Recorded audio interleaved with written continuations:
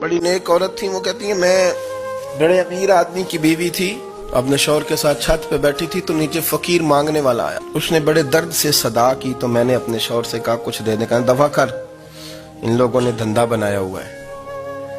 कहती मैं मेके से भी बड़ा माल लेके आई थी, मेरे माँ बाप बड़े अमीर थे तो मैंने ना चोरी अपने खामर से नजर बचा के बाथरूम जाने के बहाने गई और नीचे जाके 5 दिनार मैंने उस फकीर की हथेली पे रखे। कहते उसने 5 दिनार देखे, फिर मेरी तरफ देखा तो मैंने उसकी आंखों में आंसू चमकते देखे।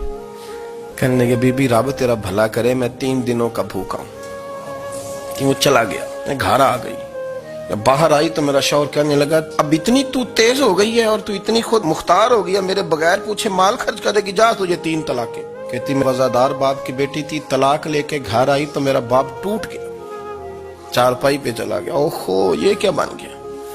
कहती बड़ी तकलीफ रही। 1-2 साल के बाद मेरे अब्बा ने मेरी शादी कर दी। अब जिस शौहर के पास गई वो बड़ा नेक था, परहेजगार था, अल्लाह ने बेहतरीन सिला दिया। कहती छत पे बैठी थी, दरवाजे पे फकीर आया तो मैंने शौहर से कहा कुछ दे दूं।